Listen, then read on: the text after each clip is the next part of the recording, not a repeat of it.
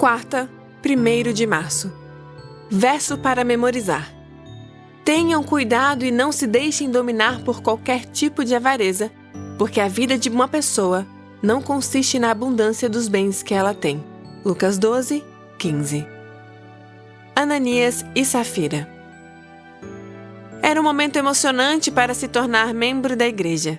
Após o grande derramamento do Espírito Santo, no dia do Pentecostes, os apóstolos pregavam o evangelho com poder e milhares estavam se juntando à igreja.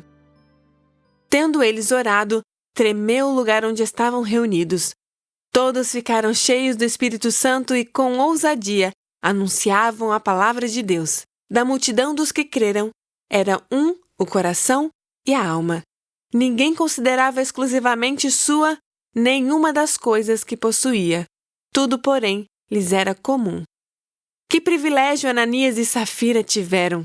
Fazer parte da igreja primitiva, vê-la crescer e sentir a manifestação do Espírito Santo de forma tão marcante.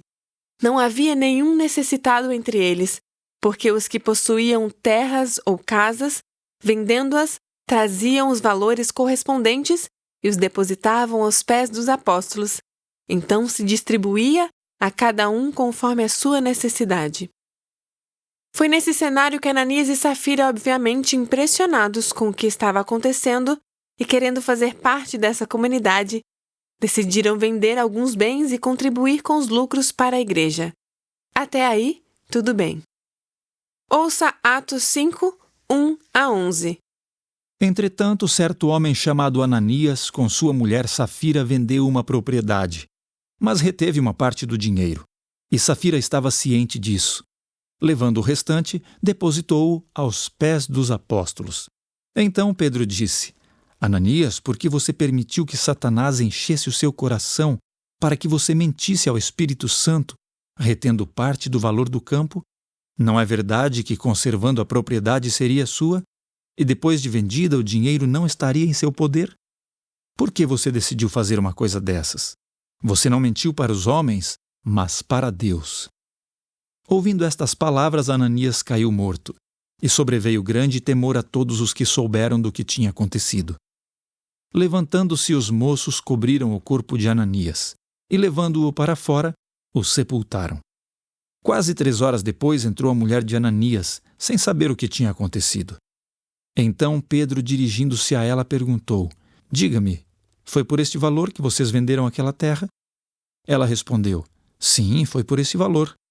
Então Pedro disse: Porque vocês entraram em acordo para tentar o Espírito do Senhor? Eis aí a porta os pés dos que sepultaram seu marido, e eles levarão você também. No mesmo instante, ela caiu aos pés de Pedro e morreu. Entrando os moços, viram que ela estava morta e, levando-a, sepultaram-na ao lado do marido. E sobreveio grande temor a toda a igreja e a todos aqueles que ouviram falar destes acontecimentos. Pergunta 5. O que você acha que foi pior?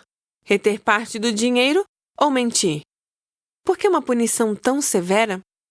No início, parecia que eram sinceros em seu desejo de doar para a obra. No entanto, no livro Atos dos Apóstolos lemos, abre aspas, depois, o casal ofendeu o Santo Espírito ao ceder a sentimentos de cobiça. Começaram a lamentar o fato de terem feito aquela promessa e logo perderam a suave influência da bênção, que lhes havia aquecido o coração, com o desejo de fazer grandes coisas em benefício da causa de Cristo. Fecha aspas. Em outras palavras, embora tivessem iniciado com as melhores das intenções, a cobiça fez com que aparentassem e fingissem ser o que não eram. E sobreveio grande temor a toda a igreja e a todos que ouviram falar destes acontecimentos. Depois desse incidente, todos certamente devem ter sido mais cuidadosos ao devolver seu dízimo. Mas esse triste relato não foi incluído na Bíblia como um aviso sobre a fidelidade nos dízimos. Em vez disso, ele nos leva a pensar na seguinte pergunta: até onde a cobiça pode levar?